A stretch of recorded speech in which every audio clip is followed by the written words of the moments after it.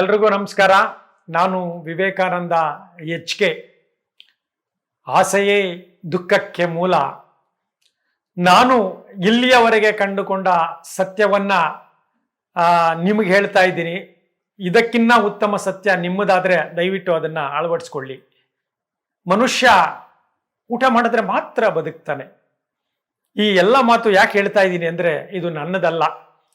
ಬದುಕಿನ್ನು ಸಂಕೀರ್ಣವಾಗದ, ಆಧುನಿಕವಾಗದ, ಜನಸಂಖ್ಯೆ ಜಾಸ್ತಿ ಇಲ್ಲದ ಅಂತಹ ಒಂದು ಕಾಲಘಟ್ಟ ಅಂದ್ರೆ ಕ್ರಿಸ್ತಪೂರ್ವ ಕಾಲಘಟ್ಟದಲ್ಲಿ ವ್ಯಕ್ತಿಯೊಬ್ಬ ತನ್ನ ದೇಹ ಮತ್ತು ಮನಸ್ಸನ್ನ ದಂಡಿಸಿ ಕಂಡುಕೊಂಡ ಅದ್ಭುತ ಸತ್ಯಗಳು, ಅದನ್ನೇ ಜ್ಞಾನೋದಯ ಪಡೆದಂಥದ್ದು ಅದು ಸಿದ್ಧಾರ್ಥನೆಂಬ ಗೌತಮ ಬುದ್ಧ.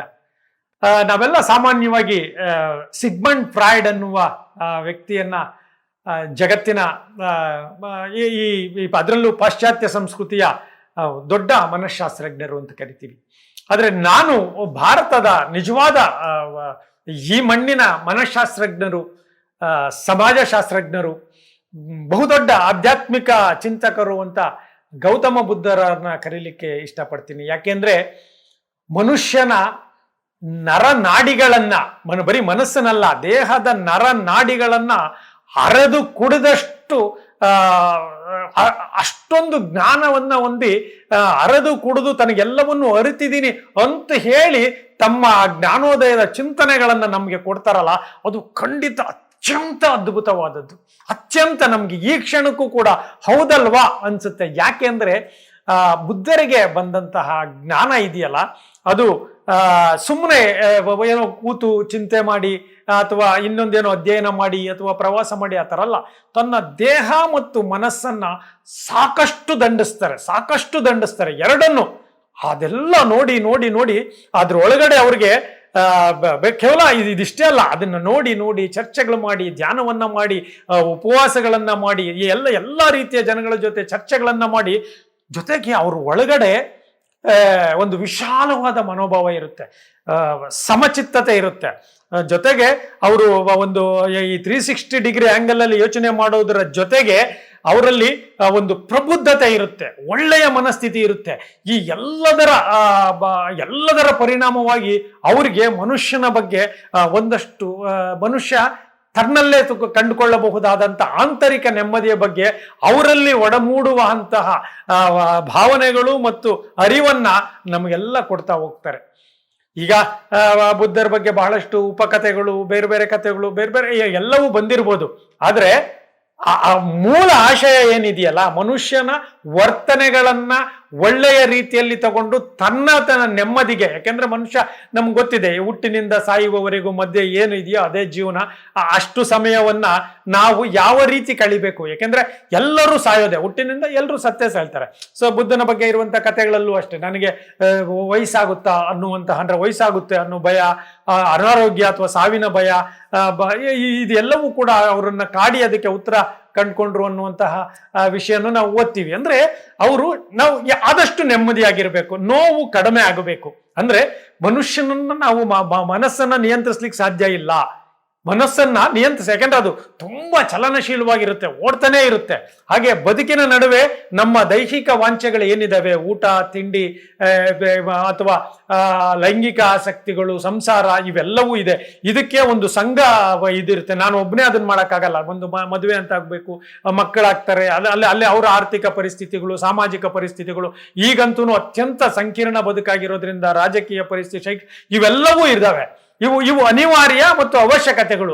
ಇವೆಲ್ಲದರ ನಡುವೆ ನಿಮ್ಮನ್ನ ನೀವು ಕಂಡಿಡ್ಕೊಂಡು ಆದಷ್ಟು ಸಂತೋಷದ ದಿನಗಳು, ನೆಮ್ಮದಿಯ ದಿನಗಳು, ಖುಷಿಯ ದಿನಗಳು ಹೆಚ್ಚು ಮಾಡಿಕೊಳ್ಳೋದು ಹೇಗೆ ಅನ್ನುವುದರ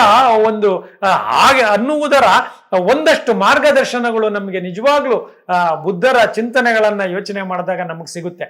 ಯಾಕೆ ಅದು ಸಿಗುತ್ತೆ ಅನ್ನೋದಾದ್ರೆ, ಈಗ ಉದಾಹರಣೆಗೆ ನಾವು ಹೇಳೋದಾದ್ರೆ, ಆಸೆಯೇ ದುಃಖಕ್ಕೆ ಮೂಲ ಅನ್ನೋದು ಆಸೆ ಇರಬಾರ್ದು ಅಂತಲ್ಲ. ನಿಮ್ಗೆ ಆಸೆ ಅಂದಿದ ತಕ್ಷಣ ಪ್ರತಿಯೊಬ್ಬ ವ್ಯಕ್ತಿ ಕೂಡ ಆಸೆ, ನಾನು ಸುಖವಾಗಿರ್ಬೇಕು ಅನ್ನೋದೇ ಒಂದು ಆಸೆ.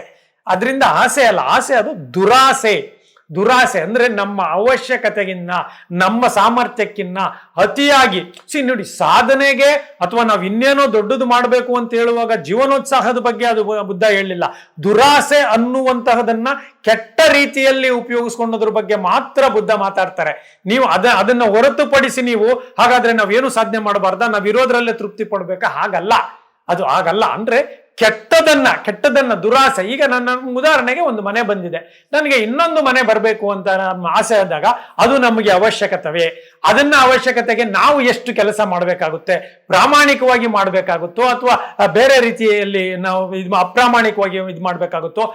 ಅದು ನಮಗೆ ಇನ್ನೊಂದು ಮನೆ ನಮಗೆ ಕೊಡುವ ಖುಷಿ ಏನು, ಅಥವಾ ಈ ಮನೆಯನ್ನೇ ಇಟ್ಕೊಂಡು ನಾವು ಖುಷಿಯಾಗಿರ್ಬೋದಾ?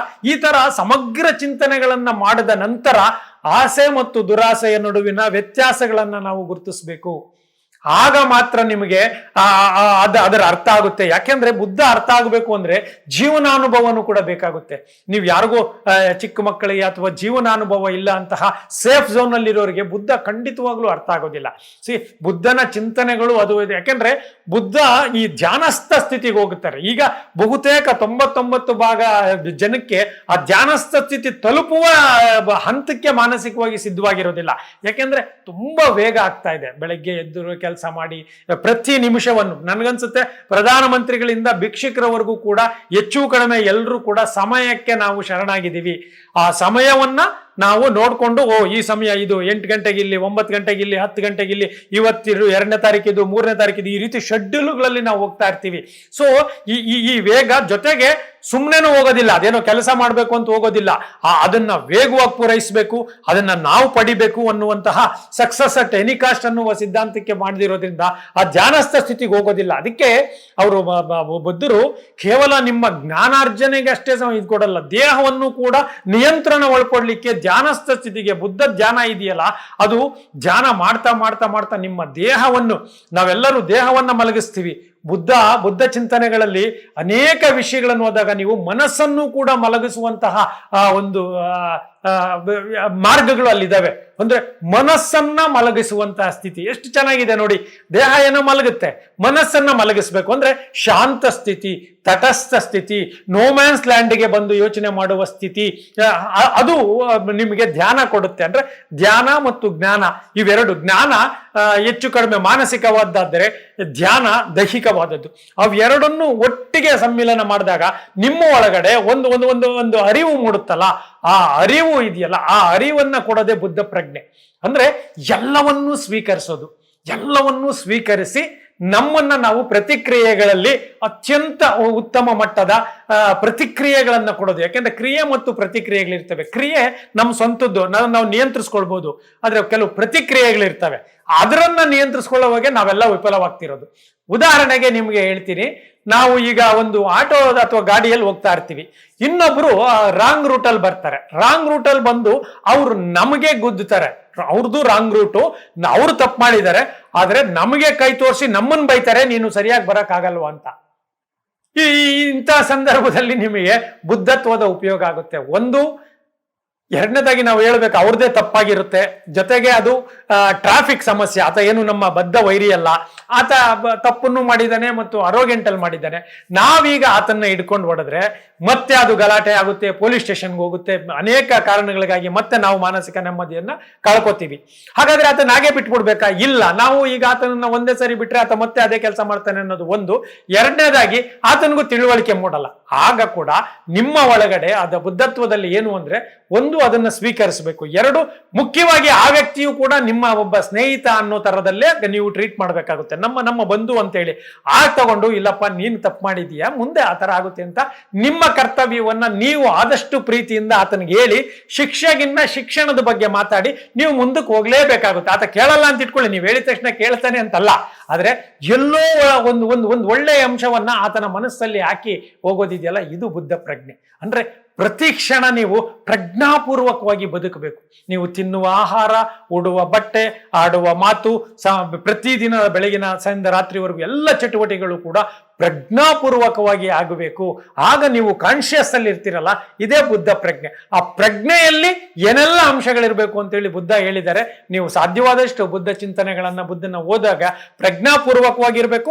ಆ ಪ್ರಜ್ಞೆ ಯಾವ ರೀತಿ ಇರಬೇಕು ಅನ್ನೋದು, ಯಾಕೆಂದ್ರೆ ಈ ಕಾರ್ಯಕ್ರಮದಲ್ಲಿ ತುಂಬಾ ಅದಕ್ಕೆ ಬಹಳಷ್ಟು ಸಮಯ ಇದೆ. ನೀವೇ ಚಿಂತನೆ ಮಾಡಿ. ನಾನಾಗ ಅದನ್ನ ಹೇಳಿ ನೀವು ಸುಮ್ಮನೆ ಈಸಿ ಅನ್ನೋ ಹೋಗ್ಬೇಡಿ. ನೀವೇ ಓದಿದಾಗ ನಿಮಗೆ ಅದು ಹೆಚ್ಚು ಅರ್ಥ ಆಗುತ್ತೆ.